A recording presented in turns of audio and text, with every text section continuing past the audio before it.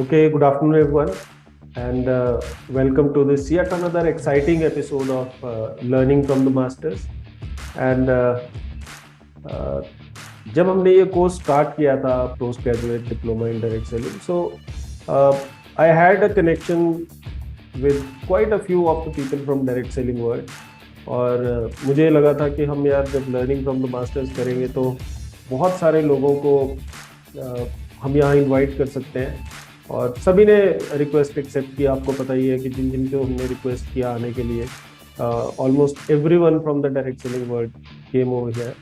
लेकिन इस बिजनेस की खूबसूरती ये है कि न सिर्फ आपके कनेक्शंस बाकियों के काम आते हैं, बल्कि औरों के कनेक्शंस आपके काम भी आते हैं। और एक जो ये यज्ञ हम कर रहे हैं डायरेक्ट सेलिंग एजुकेशन को लेके, या डायरेक्ट सेलिंग इंडस्ट्री में एकेडमिक और रिसर्च की इंटरवेंशन को लेके, उसमें सभी लोग अपनी अपनी आहुतियाँ देते हैं, सभी लोग अपना अपना योगदान देते हैं।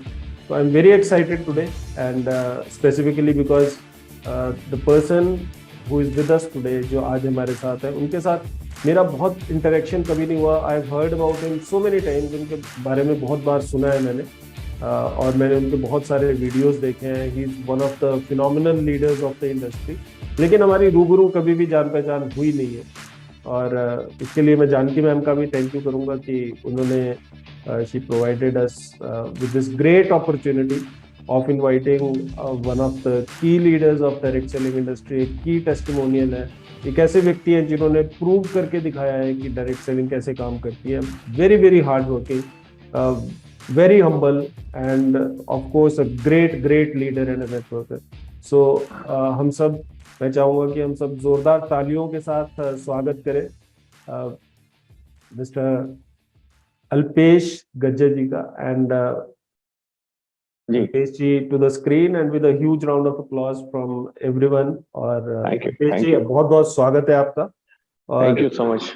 समय आपने निकाला, अपना कीमती समय हमें, हमारे लिए, हमारे स्टूडेंट्स के लिए। एंड जैसा हमारी कल भी बात हो रही थी कि this is like a unique initiative, और all over Asia first university है शून्य यूनिवर्सिटी जिसने इस तरह का कुछ भी स्टार्ट किया है। एंड जो हमारे रिसर्च सेंटर भी है वो भी दुनिया में दूसरा अपने तरीके का, इससे पहले एक अमेरिका में है। तो हमारा एक छोटा सा प्रयास है अल्पेश जी की, बहुत सारी कंपनीज, बहुत सारी फ्रॉडुलेंट कंपनीज इस इंडस्ट्री को बदनाम करने में लगी हैं। They are operating under the garb of network marketing, और वो बोलती है अपने आप को नेटवर्क मार्केटिंग है, लेकिन इनफैक्ट वो मनी सर्कुलेशन करती है।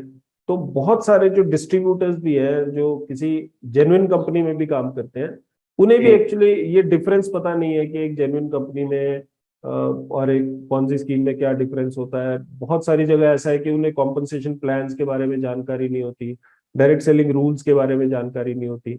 और हमें सभी को पता है कि जितना हमें नॉलेज होगी इस इंडस्ट्री की, उतना ही बेबाकी से और उतना ही विश्वास के साथ हम इस बिजनेस को और इंडस्ट्री को प्रमोट कर सकते हैं।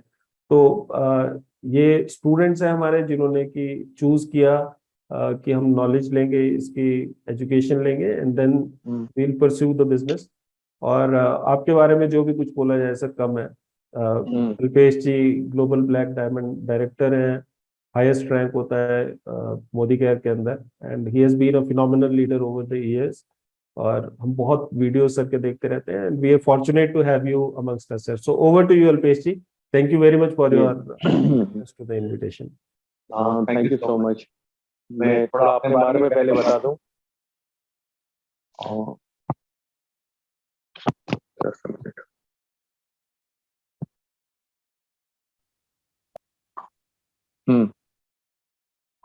Can you hear me? Yes sir, perfect है सर। ओके। मेरा नाम अल्पेश गज्जर है और मैं बड़ौदा गुजरात से बिलोंग करता हूं, और पिछले टोटल 9+3 12-13 साल से मैं नेटवर्क मार्केटिंग में हूं, 2009 से।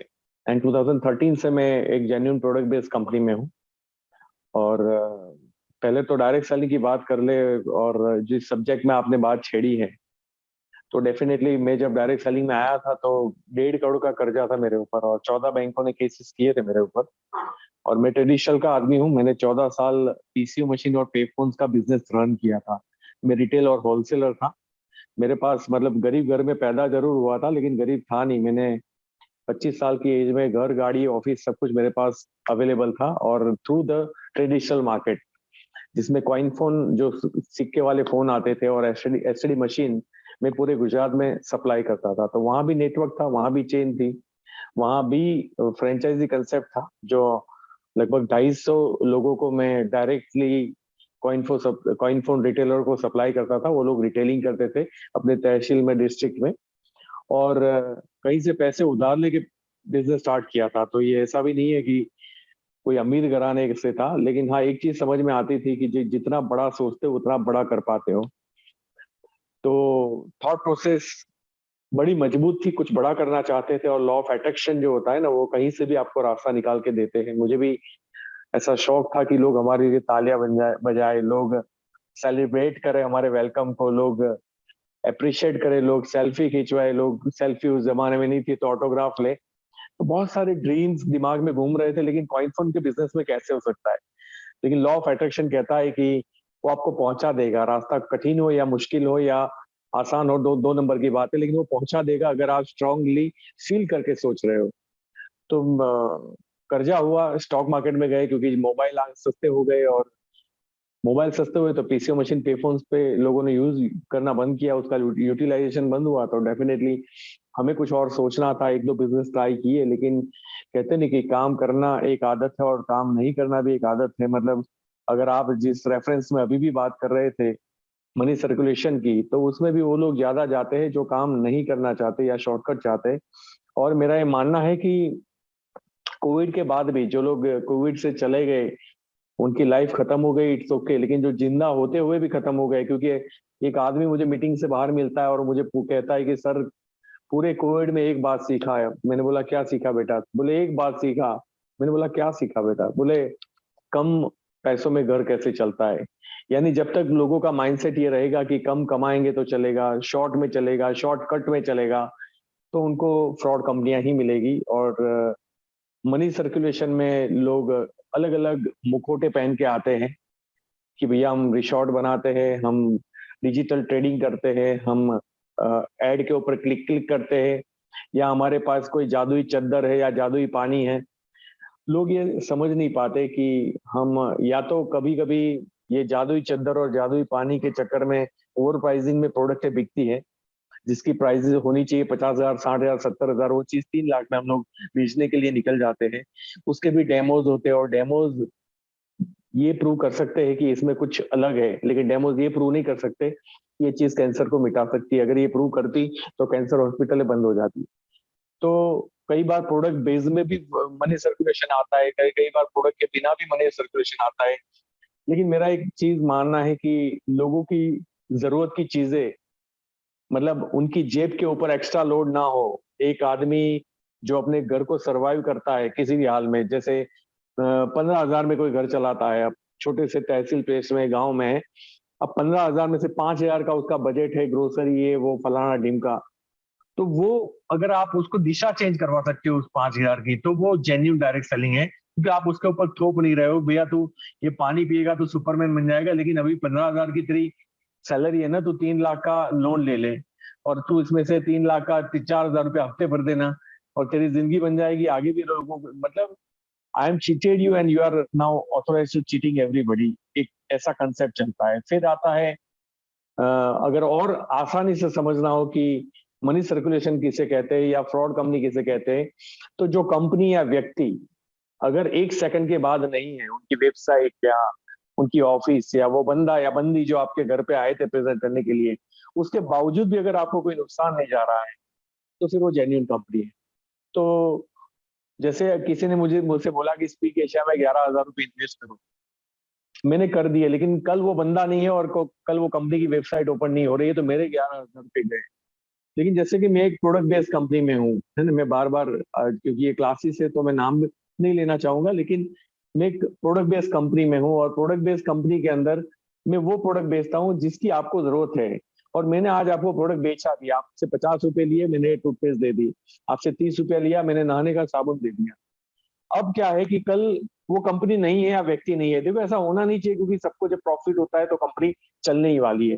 लेकिन पहले हम उसको नेगेटिव साइड देख लेते हैं कि अगर कल मैं आपको नहीं दिखता हूँ या कंपनी की वेबसाइट ओपन नहीं होती है तो आपने क्या खोया, आपने जो पैसा दिया था उसके सामने आपको वर्थ वैल्यू की प्रोडक्ट मिल गई। तो ये है जेन्युइन कंपनी। और भी बहुत सारे पैरामीटर है, लेकिन मैंने सबसे इजी तरीका आपको समझाया। तो हम वही थे कि लोगों को शॉर्टकट पसंद है, लोगों को काम नहीं करना है, लोगों को ये बिजनेस छोटा बिजनेस लगता है। और मैं ऑलवेज कहता हूँ कि दुनिया का कोई भी धंधा छोटा है बड़ा नहीं होता। अगर छोटा है बड़ा होता तो जूते का बिजनेस बाटा नहीं बनता और लोहे का बिजनेस कभी टाटा नहीं बनता। सेम धंधा सही और गलत होता है, छोटा और बड़ा कभी नहीं होता। तो अगर मैं किसी से पैसे लेके किसी कंपनी को एक भरोसे पे दे रहा हूँ क्योंकि उसने मुझे वर्चुअली या पेपर के ऊपर या कुछ वेबसाइट्स दिखा के या कहीं मुझे लंदन दुबई की टिकट निकाल के वहां का कुछ साइट्स बताया, ये हमारी फैक्ट्री है, ये हमारी कंपनी है, आप इसमें 5 लाख 2 लाख रुपए इन्वेस्ट करो। कल अगर वो कंपनी नहीं है, वो व्यक्ति नहीं है, तो क्या होगा? तो डेफिनेटली मैं ऐसी जगह पे तभी जाऊंगा जब मुझे काम नहीं करना होगा। और गलत कंपनियां बहुत जल्दी चलती है, ये हम सबको पता है, क्योंकि गलत कंपनियों का जो प्रेजेंटेशन होता है वो तो बिल्कुल लुभावना होता है कि भाई साहब इतने पैसे डालिए और आपको कुछ नहीं करना है। और जैसे कि हम जानते हैं कि हमारे देश में कुछ नहीं करना, अगर ये प्रोफाइल चाहिए तो फिर हर एक नागरिक उस जॉब को करने के लिए तैयार है जिसके अंदर कुछ नहीं करना है। तो यहाँ क्योंकि लोगों के पास जाना है, रिजेक्शन झेलने हैं, प्रोडक्ट की बैग लेके जाना है या किट लेके जाना है, प्रेजेंटेशन करना है, उनको लगता है कि मुझे बेचना पड़ेगा, कन्विंस करना पड़ेगा, मीटिंग्स अटेंड करनी पड़ेगी, सीखना पड़ेगा, रिजेक्शन झेलने पड़ेंगे, लोगों के अलग अलग नखरे सहन करने पड़ेंगे, क्योंकि अभी भी हमारा देश या दुनिया डायरेक्ट सेलिंग को पचा नहीं पाई है। ये मैं भी जानते हो और आप लोग भी जानते हो। मैं बड़ा बड़ा आप लोगों को अप्रिशिएट करता हूं कि आपने वो स्टेप लिया है कि भाई चलो कुछ सीख के करते हैं। देखो, सीखना और अप्लाई करना दोनों में फिर भी बहुत बड़ा फर्क रहता है, क्योंकि हम जानते हैं लेकिन हमारे बिहेवियर चेंज नहीं होता, हमारी सोच चेंज नहीं होती, तो जानना भी बेकार हो जाता है। तो आप जानिए जरूर, लेकिन बदलने के लिए तैयार रहिए। ऐसा ना हो कि मैं किसी के साथ जब 10 मिनट बात करता हूँ तो 10 मिनट में उसकी दो बातें निकल के आती है, दोनों अलग अलग है। एक एक अपलाइन के ऊपर ब्लेम कर रही है, दूसरी बता रही है कि हमारा बिजनेस है, हमें खुद चलाना है, हमारी डाउनलाइन के थ्रू चलाना है। तो ऐसा कभी भी किसी कन्वर्सेशन में नहीं होना चाहिए कि जैसा हम अगर मैं ट्रेनिंग देता हूं तो मैं ट्रेनिंग ऑफ कोर्स अपलाइन को क्या करना चाहिए सिखाता हूं, लेकिन आपकी अपलाइन को नहीं। आप जब अपलाइन हो तो आपको क्या करना चाहिए वही आपके हाथ में। आपकी अपलाइन कैसी भी हो सकती है। वो हो सकता है कि अगर आपका लेवल 1 है, आपको इंटरेक्ट किए बिना आपकी टीम में डिस्टर्बेंस भी डाल सकता है। तो उसका सॉल्यूशन क्या है वो आपको सीखना है। वो नहीं सीखना है कि वो अपलाइन गलत कर रहा है। गलत करने वाले को इस देश में आप रोक नहीं सकते, लेकिन वो गलत करने वालों के बावजूद भी अगर आप जीत के बाहर आते हो, दैट इज कॉल्ड लीडरशिप। तो वो कैसे आते हैं? तो जैसे जब मैं मोदी केयर में था तो मेरी अपलाइन बिजनेस छोड़ के चली गई। मेरा चेक 2.5 लाख रुपए था इनिशियल स्टेज में। मैंने अभी तो 14 करोड़ रुपए टोटल मेरी ग्रोस इनकम हुई है। अभी मेरी साल की 1.5-2 करोड़ इनकम है। और ऑफ कोर्स ऐसी इनकम है लोगों को सच नहीं लगती, तो हम फेसबुक के ऊपर एवरी ईयर पोस्ट कर देते हैं 26 CS इनकम टैक्स डिपार्टमेंट का, ताकि लोगों को ये पता चले। और मैं इसलिए नहीं, कोविड तो इतनी बुरी हालत थी कि कोविड के अंदर आप क्या लोगों को इनकम बताओगे, क्योंकि लोग लोग कौन जिंदा रहेगा और कौन नहीं रहेगा ये किसी को नहीं पता था, हमें खुद को नहीं पता था। तो उसके अंदर हम सेलिब्रेट नहीं कर सकते इनकम को। लेकिन हाँ, मैं ये जरूर मैसेज देना चाहता था लोगों को कि बुरी परिस्थिति मैं बिलीव करता हूं, लेकिन इस बुरी परिस्थिति में पैसे की वजह से या जिसके पास बड़ा पैसा नहीं था खर्च करने, उनको ऑक्सीजन नहीं मिला या बेड नहीं मिले, उसका रीजन क्या था? क्योंकि उनके पास बड़ा पैसा नहीं था। तो ये मैंने तभी ये पोस्ट डाली थी कि अभी भी आप डायरेक्ट सेलिंग को समझिए। ड्यूरिंग कोविड मेरे अकाउंट के अंदर लगभग 4 करोड़ रुपए आए थे 2 साल के अंदर। तो ये बहुत बड़ा बिजनेस है, लोग नहीं समझ पा रहे। It's okay. तो खैर, हम वापिस उसी लाइन पे आते हैं कि सही कंपनी गलत कंपनी। तो सही कंपनी वो है जो प्रोडक्ट बेस्ड हो, जो जेन्यून हो, जो बंद होने से किसी को फर्क नहीं पड़ता, जो चली जाने से या भाग जाने से या वेबसाइट ऑफ होने से या कभी कंपनी का मालिक नहीं चला पाया और सस्टेनेबल नहीं है उसके लिए और उसको शट करना पड़ा, तो उससे कोई फर्क नहीं पड़ना चाहिए। भले ही, मतलब मैं तो बोलता हूँ, भले ही कोई भी एक जेन्युइन कंपनी प्रोडक्ट बेस है, इवन हम एमवे का भी नाम ले लें तो कोई प्रॉब्लम नहीं है। क्योंकि अगर कल एमवे देश से, हमारे देश के एडमिनिस्ट्रेशन से उसको समझ में नहीं आता और वो बोलती है कि चलो हम इंडिया बिजनेस वाइंड अप कर रहे हैं, तो इंडिया बिजनेस वाइंड अप करने से किसी के साथ फ्रॉड नहीं होगा। हाँ, जिन्होंने मेहनत की थी बड़ा विजन लेके, उनको शायद अभी एक स्विच ओवर करने की बारी आए, अदरवाइज लॉस किसी को नहीं है। लेकिन जो कंपनियां फ्रॉड या मनी सर्कुलेशन होती है, वो बहुत सारे अमीर गरीबों के पैसे लेके चली जाती है। तो दो नंबरियों को तो प्रॉब्लम नहीं है, जिनके घर में क्या बोलते हैं, बोरिया भर भर के पैसे पड़े होते हैं। लेकिन कई बार लोग अपना घर गिरवी रखते हैं, कार गिरवी रखते हैं, और ऐसे ही पैसे लगाते हैं। उनको लगता है कि मेरा जो 5 लाख का या 10 लाख का प्रॉब्लम है, अगर ये 10 लाख का डबल आ जाएगा तो मेरा प्रॉब्लम सॉल्व हो जाएगा, मैं फ्री हो जाऊंगा। लोग शॉर्टकट के शॉर्टकट मानते हैं, और गलत कंपनियां चलती है। उसमें सिर्फ गलत कंपनियों का दोष नहीं है, हम लोगों का भी दोष है जो इसको समझ नहीं पा रहे हैं। स्टेट बैंक ऑफ इंडिया 5.5 या 6% इंटरेस्ट देती है, और लोग लाइन लगा के पैसे भरते हैं। मुकेश अंबानी और LIC, ये दोनों कभी 25% से ज्यादा सालाना ग्रोथ नहीं कर पाए, और कोई हमें 3 महीने में डबल बोलता है, 1 साल में 3 गुना बोलता है, और हम उसके ऊपर भरोसा कर लेते हैं।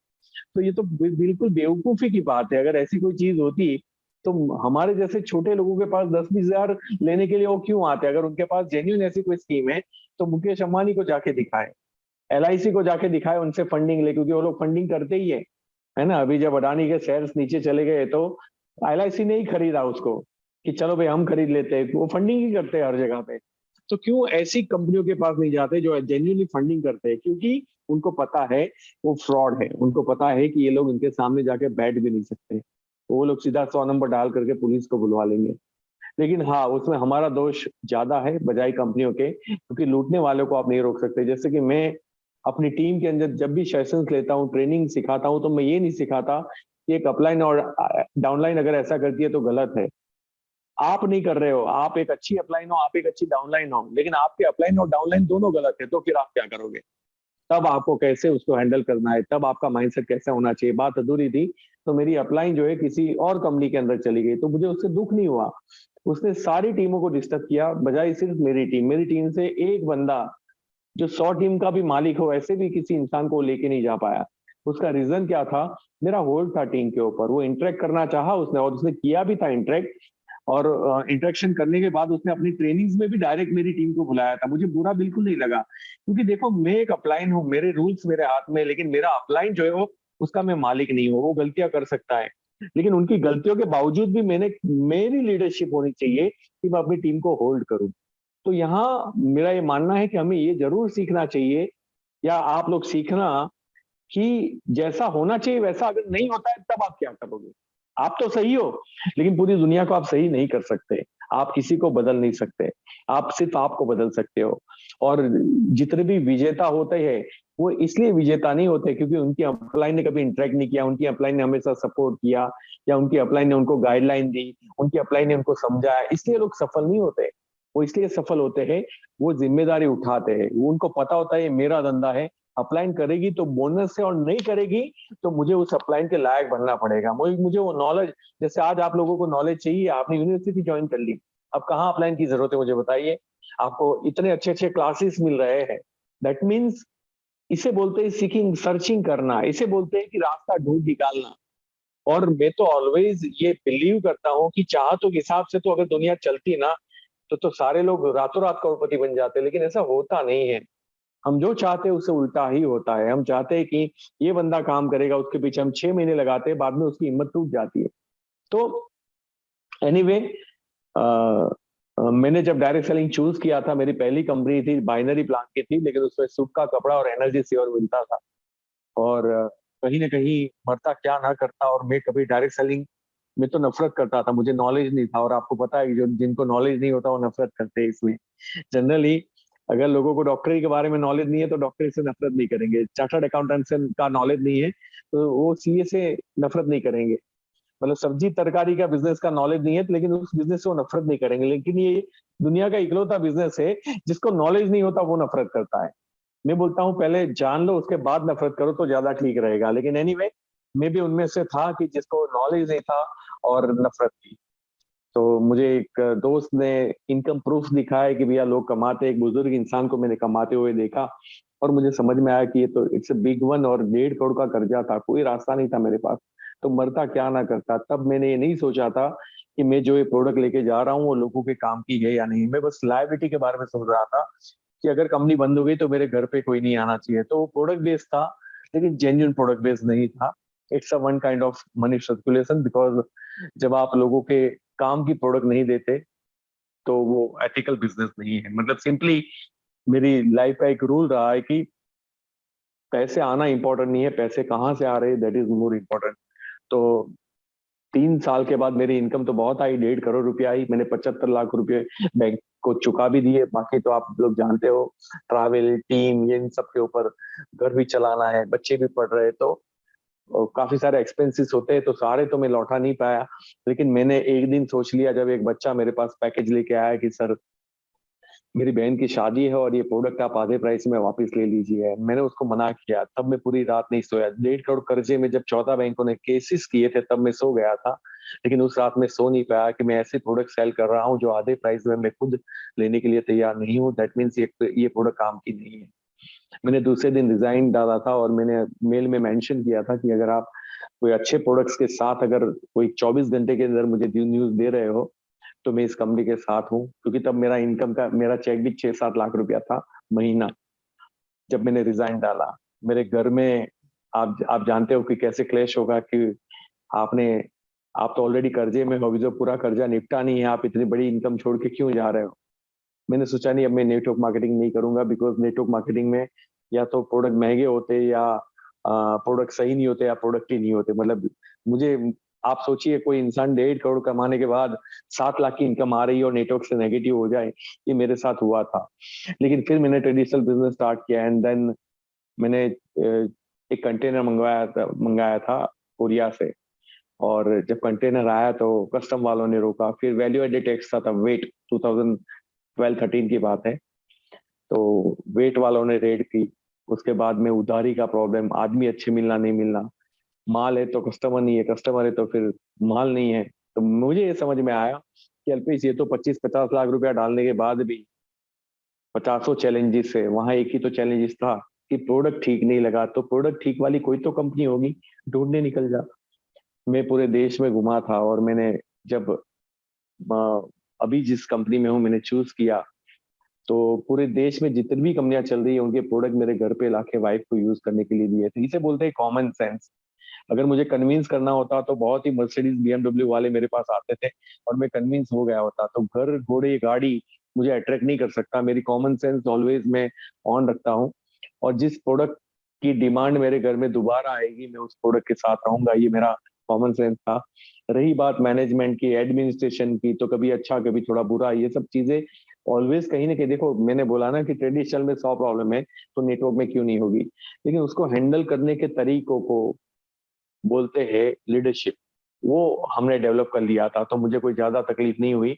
और मैंने क्योंकि सेकंड कंपनी थी, टीम मेरे साथ आ गई। मेरा पहला ही चेक 1.5 लाख था, दूसरा चेक 2.5 लाख था, तीसरा चेक मेरा 5 लाख रुपए था। ये शायद हमारी कंपनी के अंदर इतिहास में पहली बार हुआ होगा कि थर्ड चेक में किसी ने 5 लाख का चेक लिया हो। और उसका रीजन ये था कि लोगों का भरोसा मेरे ऊपर था। मेरी टीम जो वहां मैं छोड़ के आया था, वो सारी टीम यहाँ मेरे साथ आई। तो मुझे कट पेस्ट हो गया पूरा टीम, और मेरा मेरा ये रिकॉर्ड बना। तो ये मेरी कहानी थी अपनी, जो एक जेन्यून चीजों पे ले जाने की। लेकिन आप लोगों ने बहुत ही अच्छा डिसीजन लिया है। और स्पेशली आपने यूनिवर्सिटी स्टार्ट करके मुझे लगता है कि देश का भला कर रहे हो। लोग इसको ऑथेंटिक समझेंगे, अच्छा समझेंगे। और मुझे लगता है कई लोगों को एक डिग्री की लालसा होती है कि यार मेरे पास डिग्री है, दैट मीन्स मुझे आता है। तो शायद वो भी ख्वाहिश है लोगों की पूरी होगी। बस याद रखना कि जितना एमबीबीएस के अंदर थियरी और प्रैक्टिस में डिफरेंस है, उतना ही नेटवर्क मार्केटिंग में भी आपको थियरी और प्रैक्टिस का डिफरेंस रहेगा। जितना आप ज्यादा फील्ड में जाओगे, जितना आप लोगों को ऑब्जर्व करोगे, ना से परेशान नहीं होना है, ना के अंदर क्यों ना है ये सोचनी है, वो क्यों ना को बाहर निकालनी है। और उसके क्यों को बाहर निकालना है कि देखो, हम ऑब्जेक्शन हैंडलिंग सीखते हैं, बट ऑब्जेक्शन, रियल ऑब्जेक्शन क्या है, वो बाहर निकालना भी एक बहुत बड़ी आर्ट होती है, टैलेंट होती है। क्योंकि आप मेरे घर पे आए हो और मैं आपको मना कर रहा हूँ क्योंकि मेरे पास टाइम नहीं है। अरे भाई साहब, आप साल के 2 करोड़ कमाने की बात करने कोई आपके घर पे आया हो और आप बोल रहे हो मेरे पास टाइम नहीं है, तो क्या ये जेन्यून रीजन है? क्या ये मतलब मैं साल के 2.5 लाख कमाने में व्यस्त हूँ इसलिए मेरे मुझे साल के 2 करोड़ कमाने में टाइम नहीं है? तो ये बातें सच नहीं होती। कहीं ना कहीं वो अपनी हिम्मत हार चुका है, उसके बैड एक्सपीरियंसेस से वो फील कर रहा है कि मैं नहीं कर पाऊंगा, या मेरे अंदर वो बात नहीं है, या उसके अंदर बहुत सारे मिसकंसेप्शंस होते हैं कि पहले जुड़ते हैं वो कमाते हैं, ऊपर वाले ही कमाते हैं। मतलब बहुत सारे हैं ना, जिनके पास नॉलेज या बड़ी डिग्रियां होती है वो कमाते हैं, शहर के लोग कमाते हैं, जिनको इंग्लिश आता है वो कमाते हैं, जिनको स्टेज के ऊपर बोलना आता है वो कमाते हैं। तो ये सारी जो चीजें एक आदमी अपने घर बैठे बैठे प्रिडिक्ट कर लेता है, उनको अंडरस्टैंड करके, उनको सॉल्व करके जब आप दोगे, तो डेफिनेटली वो फील फ्री होकर आपके साथ जुड़ेगा और काम करेगा। तो मेरी बस इतनी ही कहानी थी। बाकी मैंने तो एजुकेशन वाइज तो आज भी मैं अंडर ग्रेजुएट हूँ। मुझे इस बात का ऑलवेज दुख होता है, और मैंने जरूर सोचा है कि मैं मरने से पहले डिग्री लेके मरूंगा, क्योंकि हमारे देश में डिग्री को बहुत अहमियत दी जाती है, पढ़ाई को अहमियत दी जाती है, और पढ़ाई को इवन मैं भी अहमियत देता हूँ। लेकिन पढ़ना लिखना एक हद तक सही है। जब पढ़ाई लिखाई की खोज की गई थी, जब ऋषि मुनि राजाओं के बेटों को पढ़ाते थे, तो उनको विपरीत परिस्थिति में कैसे लड़ना है वो सिखाते थे, उनको एडमिनिस्ट्रेशन सिखाते थे, उनको मतलब कैसे रूल करना है वो सिखाते थे, या कैसे युद्ध करना है वो सिखाते थे। और युद्ध एक प्रकार के नहीं होते, वाक युद्ध भी होते हैं, हथियार वाले युद्ध भी होते हैं, सोच वाले भी युद्ध होते हैं। तो हर हर पहलू के अंदर उसको पावरफुल बनाया जाता था कि एक आदमी मजबूत बने किसी भी परिस्थिति के सामने खड़ा रहने के लिए। तो एजुकेशन मेरे मेरे नजरिए से, आप अगर आपके पास दिल दृष्टि है, आप जहां आज हो और 5 साल के बाद आप कहाँ खड़े होंगे ये आपको समझ में आ रहा है, तो आपका एजुकेशन काम का है। सही और गलत का फर्क अगर आप समझ पा रहे हो, तो एजुकेशन का मतलब है। जब मेरे पास एमबीए या पीएचडी या डॉक्टरेट लोग मेरे पास स्पीक एशिया का प्लान लेके आते थे, तो मुझे बड़ा दुख होता था कि भैया तुम्हारी डिग्री कहाँ गई, तुम क्यों इतना नहीं समझ पा रहे हो, यानी कॉमन सेंस का अभाव। तो ऑलवेज डिग्री के बाद अगर हमारे पास बड़ी सोच नहीं है, सही और गलत के बीच में फर्क हम समझ नहीं पा रहे हैं, अगर हम विजनरी नहीं है, तो फिर उस डिग्री का कोई मतलब नहीं है। ऑलवेज आप जिस लाइन में हो उसको सक्सेस का योद्धा मैं मानता हूँ, क्योंकि अगर सीए में जाएंगे तो आपको मैथमेटिक्स में पावरफुल बनाएंगे, अगर आप डॉक्टर बनोगे तो आपको मतलब ह्यूमन बॉडी के लिए आप एक्सपर्ट बन जाओगे, जानकी मैम जैसे है। अगर आप पर्टिकुलर किसी भी लाइन में, जैसे है ना केमिस्ट्री में लाइन में जाओगे, बीएससी केमिस्ट करोगे, तो आप केमिकल में आप मास्टर बनते जाओगे। लेकिन पता है आप जिस लाइन में आए हो वहां आप ह्यूमन साइकोलॉजी के मास्टर बनते हो। मैं इसको एमएलएम कॉलेज नहीं बोलूंगा, या डायरेक्ट सेलिंग इंडस्ट्री नहीं बोलूंगा, या डायरेक्ट सेलिंग यूनिवर्सिटी नहीं बोलूंगा। मैं इसको सक्सेस की यूनिवर्सिटी बोलूंगा। यानी जब आप यहाँ पे ट्रेंड होते हो, जब आप इस लाइन को समझ लेते हो, जब आप लोगों की ह्यूमन साइकोलॉजी को अंडरस्टैंड करते हो, जब आपको ना या रिजेक्शन सुनने की आदत होती है, जब आप विपरीत परिस्थितियों में खड़े रहने की आपके अंदर आदत आती है, उसका नॉलेज आता है, विपरीत परिस्थितियों को हैंडल करने का नॉलेज आपको आता है, तो मेरा ये मानना है कि आप दुनिया में कहीं भी चल सकते हो। तो जैसे आर्मी कंपलसरी होनी चाहिए 2 साल अपने शरीर के डिसिप्लिन के लिए, हमारे जीवन में सही आदतों के लिए, वैसे ही अगर सफल बनना है तो 2 साल डायरेक्ट सेलिंग भी कंपलसरी होना चाहिए। तो अगेन मेरी तरफ से आपको बधाई हो सर कि आपने ये बड़ा इनिशिएटिव लिया है। ये बड़ा पुण्य का काम है एक्चुअली, मुझे नहीं पता इसमें अर्निंग क्या आती होगी क्या नहीं आती होगी, लेकिन इसे ये एक बात तो पक्का है कि जितने भी लोग यहाँ सीख के जाएंगे वो अपने लाइफ में किसी भी फील्ड में वो पीछे नहीं हटेंगे। क्योंकि गूगल के सीईओ हो या बड़े बड़े, जहाँ 1,000 करोड़ 2,000 करोड़ का भी पैकेज वर्ल्ड में दिया जाता है जॉब के अंदर भी, उनके जब इंटरव्यूज होते हैं तो उनके मार्क्स नहीं देखे जाते, उनको यही पूछा जाता है कि भैया तुम जब तुम्हारी लाइफ में कितने चैलेंजेस आए और आपने आउटकम कैसे किया। और मुझे लगता है कि चैलेंजेस कितने आएंगे और आउटकम कैसे करोगे, ये शायद डायरेक्ट सेलिंग के अलावा और किसी भी डिग्री और किसी भी सब्जेक्ट या फैकल्टी या यूनिवर्सिटी की ताकत नहीं है आपको सिखा पाए। तो एडवांस में आप लोगों को कांग्रेचुलेशन ये सफलता की कॉलेज में अपने आप को प्रूव करने के लिए। सर आप भी कुछ पूछना चाहते हो तो you can ask me anything. Right sir, thank you very much Alpesh ji. सबसे पहले तो आपकी कहानी को मैं थॉरली एंजॉय कर रहा था, और बहुत सारी चीजें हमारी कहानी में कॉमन है, लेकिन मैं भी ट्रेडिशनल बिजनेस से आया हूँ, और डायरेक्ट सेलिंग में मैं 2002 में आया था। तो कई बार जैसे हम डायरेक्ट सेलिंग इंडस्ट्री को बोलते हैं कि इसको हम समझ नहीं पाते, वैसे ही बहुत सारी जगह कई बार ऐसा भी होता है कि एजुकेशन से हम डायरेक्ट सेलिंग के लिए क्या कर सकते हैं, ये भी बहुत सारे लोगों में कई बार विचार रहता है कि क्यों है। तो मैं आपको थोड़ा सा बताता हूँ कि हमने क्यों इसको स्टार्ट किया। 2002 से मैं डायरेक्ट सेलिंग में जुड़ा। मेरे पास भी, मैं भी ट्रेडिशनल बिजनेस करता था, डिस्ट्रीब्यूशन थी, एजेंसीज थी, बहुत सारा था। और काफी अच्छा करोड़ों रुपए का टर्नओवर था, खूब अच्छा चल रहा था। 25-26 साल के बच्चों के लिए 2 पार्टनर्स थे हम और करते थे। लेकिन कुछ ना कुछ ऐसी चीजें हुई कि जिसकी वजह से 28-29 साल की उम्र तक आते आते हमारे ऊपर मतलब 4-5 करोड़ रुपए का कर्जा हो गया। और जो मेरा पार्टनर था उसके ऊपर थोड़ा बल्क ज्यादा था, मेरे ऊपर तकरीबन 70-1 लाख रुपए का कर्जा था। और मैं सोचता था कि यार 28-29 साल में 27 लाख मतलब 50-60 लाख रुपए का कर्जा काफी ज्यादा है। लेकिन आज आपको देखा, आप 1.5 करोड़ रुपए के कर्जा निपटा के बैठे हैं, तो थोड़ी तसल्ली होती है कि अगर 1.5 करोड़ का कर्जा निपटाया जाता है तो अदरवाइज मुझे बहुत मिलते नहीं है। क्योंकि कोई भी व्यक्ति, आपको पता है कि हिंदुस्तान में हम सेफ चलना सीखते हैं और हमें यही सिखाया जाता है कि यार 10-15 हजार रुपए की जॉब हो तो उसमें से 12 हजार रुपए खर्च करने, 3 हजार बचा के रखने। तो रिस्क लेना कभी भी हमें सिखाया नहीं जाता। और एजुकेशन, जो आप एजुकेशन की बात कर रहे हैं, मैं आपसे 100% सहमत हूँ। क्योंकि हमें हमें जब हम ट्रेडिशनल अपना एजुकेशन सिस्टम देखते हैं तो उसमें हमारे लिए मेमोरी या जो सिर्फ याद रखने वाली चीजें हैं ना, उनको हम सोचते हैं कि यार ये एजुकेशन है। हमारी भी क्लास में, और मुझे पता है कि आपकी भी क्लास में 100% ऐसा ही होगा कि जो व्यक्ति ज्यादा याद रख सकता है उसको ज्यादा नंबर मिलते थे। और उसमें इंटेलिजेंस का कोई रोल नहीं होता था। जैसा आपने बताया, इंटेलिजेंस तो क्या है कि आप एक नई सिचुएशन में कैसे बिहेव करते हो या उससे कैसे बाहर निकलते हो। तो हमने जो अपना कोर्स करिकुलम भी बनाया है सर, ये बिल्कुल उसी के अराउंड बनाया। हम अ, बच्चों को कोई किताबी ज्ञान नहीं देते हैं, हम इनको यही सिखाते हैं कि एक नई सिचुएशन में, और हम ये सिखाते हैं कि एक अच्छा आदमी कैसे बना जाए, एक अच्छा व्यक्ति कैसे बना जाए, एक वैल्यू सिस्टम कैसे डेवलप किया जाए। नॉलेज की बात तो नॉलेज की है, लेकिन एक स्किल सेट कैसे, ह्यूमन बिहेवियर का स्किल सेट कैसे डेवलप किया जाए, अपनी लाइफ में डिसिप्लिन को कैसे इनवाइट किया जाए। और उसके पीछे रीजन मैं आपको, अल्पेश जी, अगर संक्षेप में बताऊं, 15 साल मैंने काफी बड़ी कंपनी के साथ काम किया। हम यहाँ पर कभी कंपनीज के ऊपर मतलब नाम के ऊपर रिस्ट्रिक्शन नहीं लगाते हैं, क्योंकि वो भी एक मेरा चैलेंज है। मैं ये चाहता हूँ कि हम लोग ओपनली बात कर सके कंपनीज की। कई बार हम ना बड़ा रिस्ट्रिक्ट करते हैं अपने आप को। हम सिखाते हैं कि लोगों को कि टॉलरेंट बनना है यार किसी कंपनी के बारे में।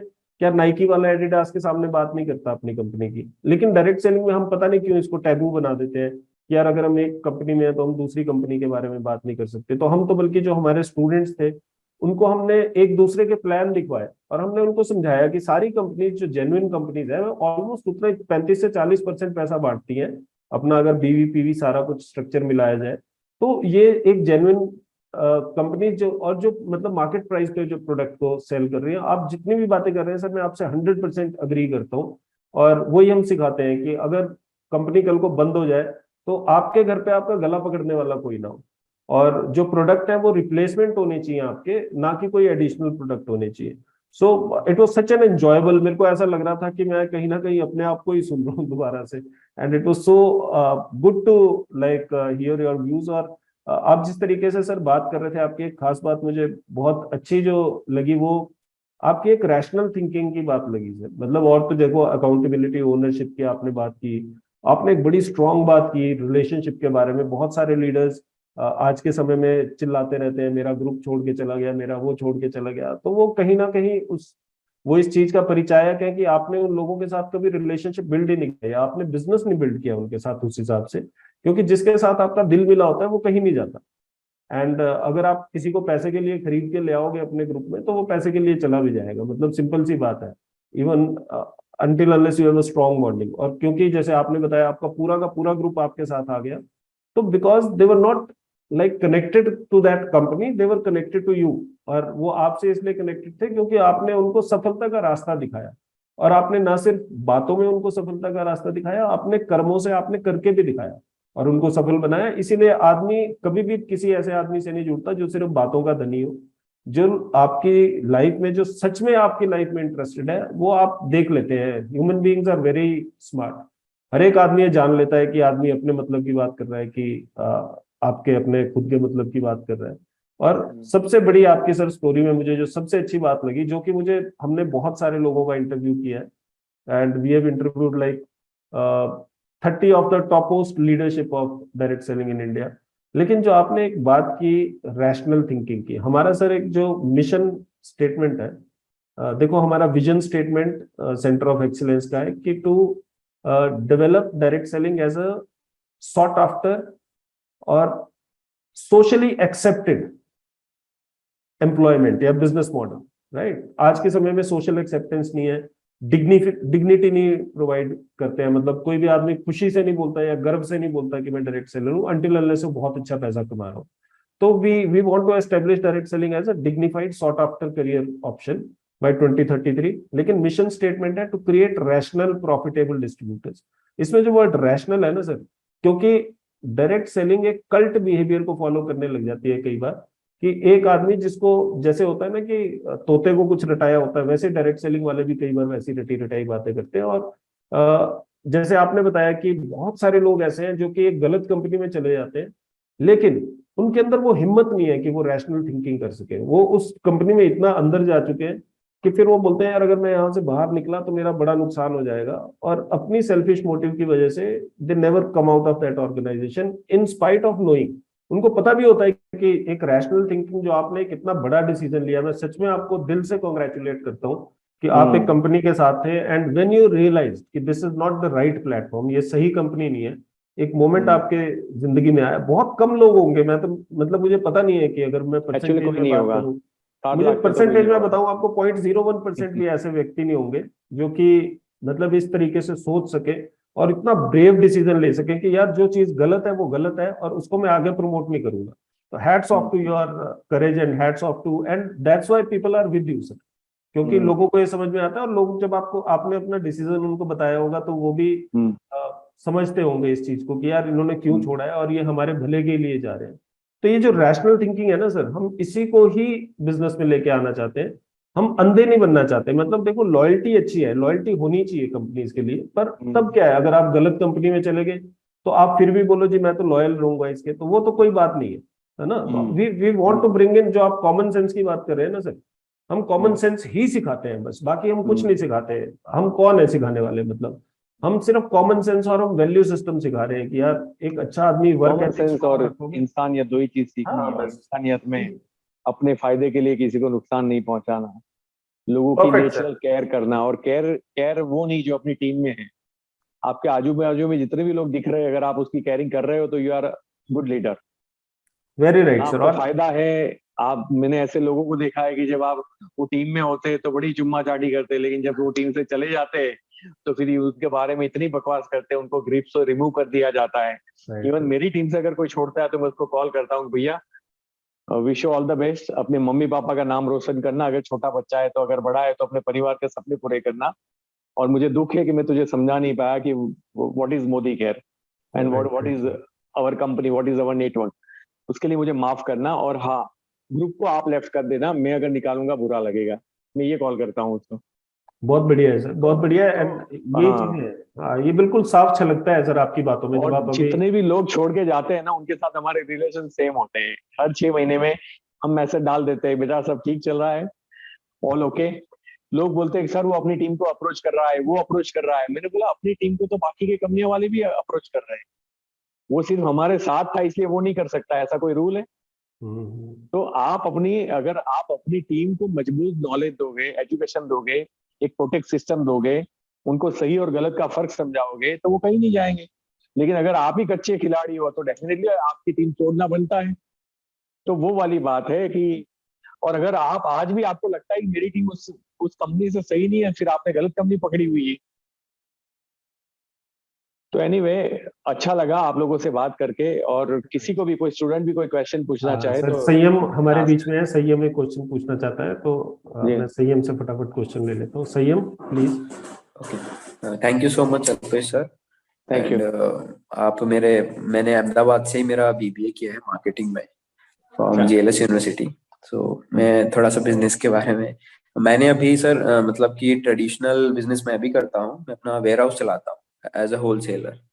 सो तो सर मेरे को इस चीज समझनी थी कि हम जैसे स्टोर्स पे तो हम सेलिंग करते हैं, तो एक होता है ना कि इस डायरेक्ट सेलिंग बिजनेस में हम पहले क्या बोलते हैं, नेम लिस्ट बनाते हैं, फिर एक कॉल करते हैं, उसके बाद में सेल्स वाला पार्ट आता है। तो वो हम उसमें हमको थोड़ा टाइम लग जाता है। तो इस बिजनेस में जैसे कहते हैं ना कि हमें फार्मर भी रहना पड़ेगा और हंटर भी रहना पड़ेगा। सो सर हम इंस्टेंट सेल्स कैसे करें, मेरा ये क्वेश्चन था। देखो ऐसा है कि जो लोग बिजनेस छोड़ के जाते हैं ना, वो आपके वाले सवाल से ही परेशान होते हैं। अच्छा। और हर हर चीज, जैसे किसान होता है ना, तो उसको पता होता है कि गेहूं चावल अगर मैंने उगाया है तो उसको it will take time to 3 to 4 months। लेकिन अगर मैंने आम का पौधा लगाया है तो 5 साल। अब आप आम का हाँ पौधा लगा के मुझे पूछ रहे हो कि 3-4 महीने में मैं कैसे निकालू आम। हाँ। तो सर प्रैक्टिकली ट्रेडिशनल सेल्स। देखो, ट्रेडिशनल में तो बहुत सारे आप पेपर ऐड कर सकते हो, आप अग्रेसिवली मार्केटिंग कर सकते हो, आप टीम भेज सकते हो, आप अपने अपने टेलीकॉलर बिठा सकते हो। तो उसमें जस्ट डायल में लेके आप पर्टिकुलर आप या आप फेसबुक या इंस्टाग्राम के ऊपर जो पर्टिकुलर ऐसी स्पेशल कैंपेनिंग चलती है कि आपकी एड वहीं जाएगी जहां वो उसका इंटरेस्टेड आदमी होगा। जैसे आज है ना, सुरेंद्र बस चैट चैनल चलती है, तो आप उसके ऊपर देखोगे तो ऐड वही आएगी कि प्रोस्पेक्टिंग कैसे करना है, लिस्ट कैसे बनानी है, उसकी ट्रेनिंग के लिए 500 रुपये भर दो। क्यों? क्योंकि लोगों को पता है कि सुरेंद्र बस चैनल वही देखेगा जो डायरेक्ट सेलिंग कर रहा है। तो उसके हाँ ऊपर जो जी भी हाँ जी। एड घूमेगी वो डायरेक्ट सेलिंग ट्रेनरों की ही घूमेगी, और किसी की नहीं घूमेगी, या मोटिवेशनल ट्रेनर होगा।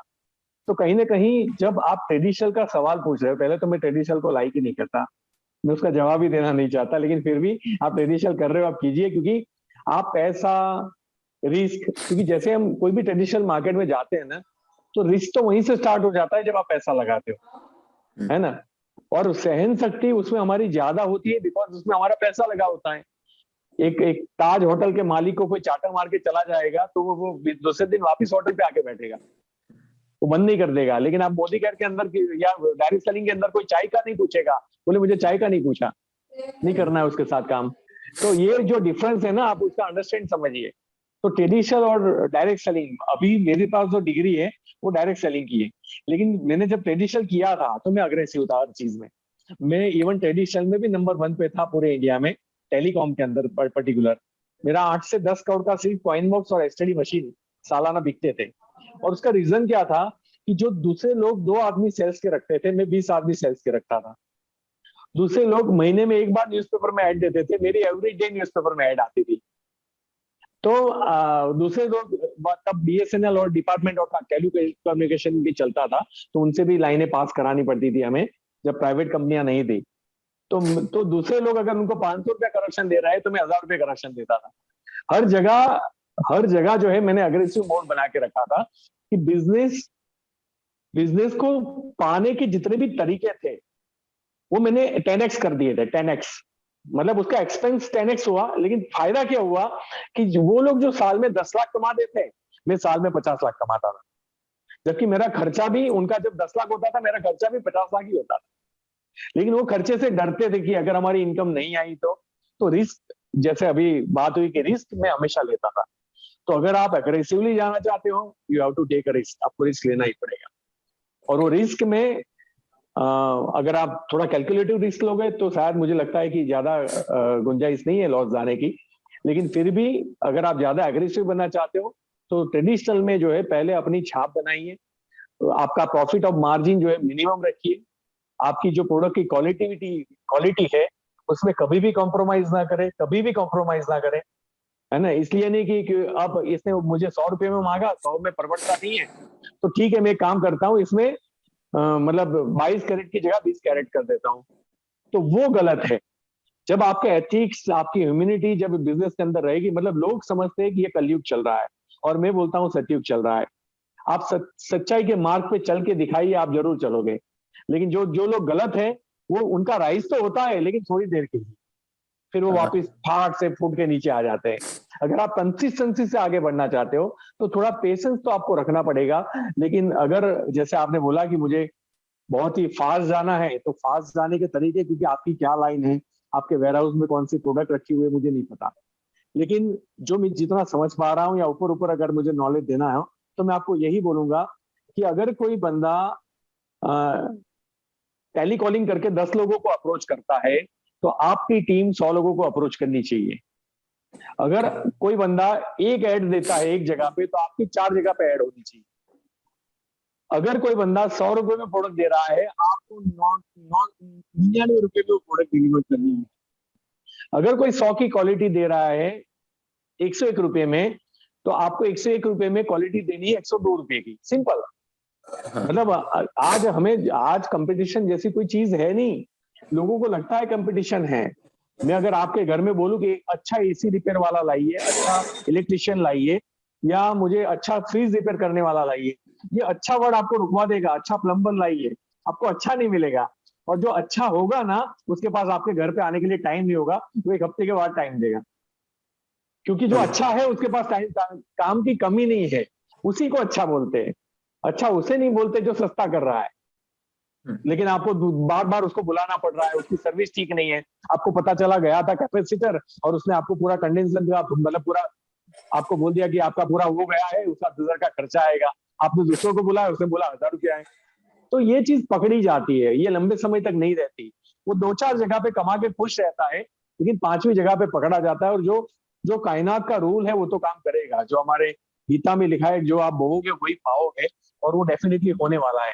इसीलिए जितनी ईमानदारी के साथ आप आगे बढ़ पाओ, लेकिन अग्रेशन बहुत इंपॉर्टेंट है। वो अग्रेशन आपकी बॉडी में दिखनी चाहिए, body language.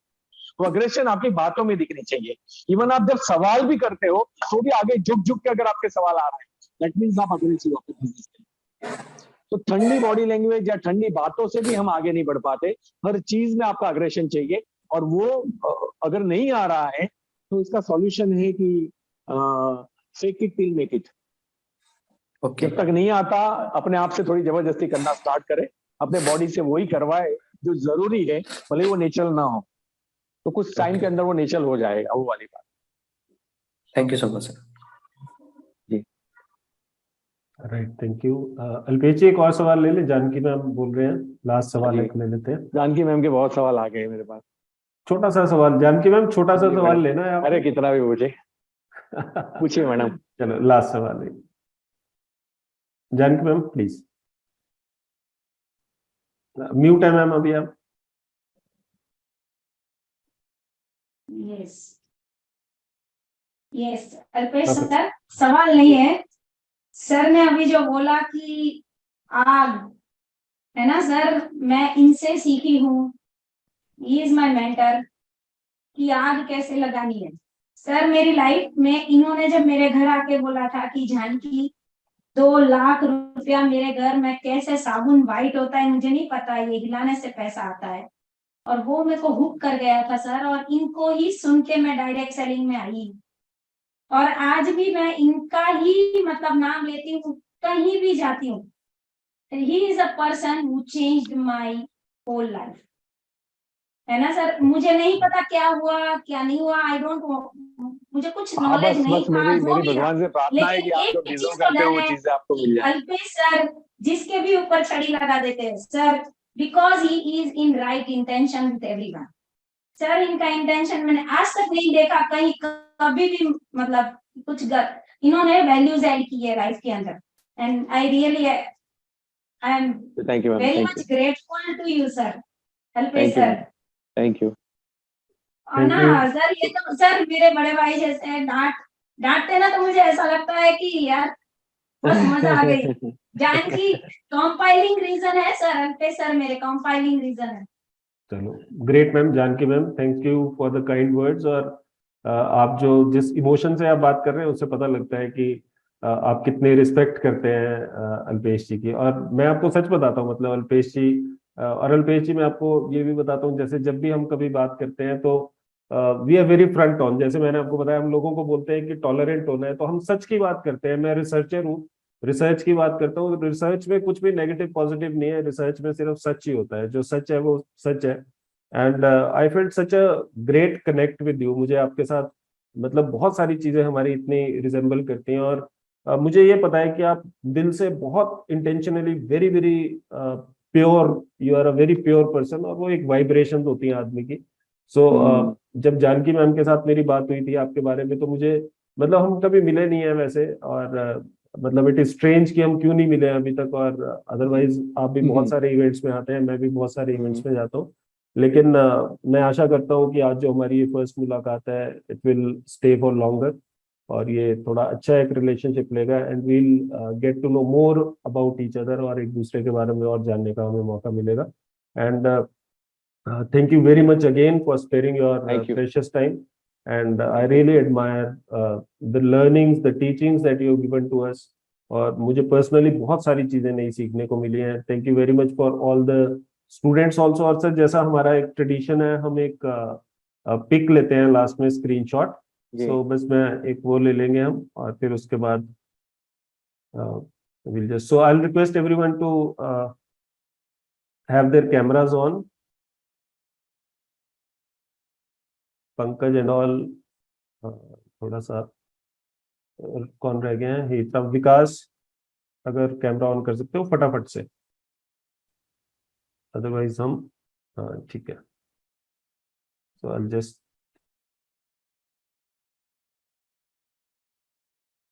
One minute. So okay, smile.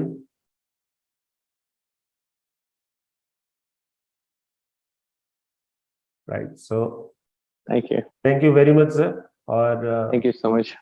और फिर मिलते रहेंगे सर. Right. Thank you very much. Thank you Kamal sir. जैसा मैंने आपको बताया था अल्पेश जी, हम एक कॉन्क्लेव करते हैं बड़ी, और वो जून एंड में इस बार होगी. सो मैं, आई वुड डेफिनेटली, बिकॉज आपका इतना अच्छा विजडम है बिजनेस के लिए, and you are someone who is like a live example of how rational thinking should be applied into direct selling, जो कि हम करना की कोशिश कर रहे हैं.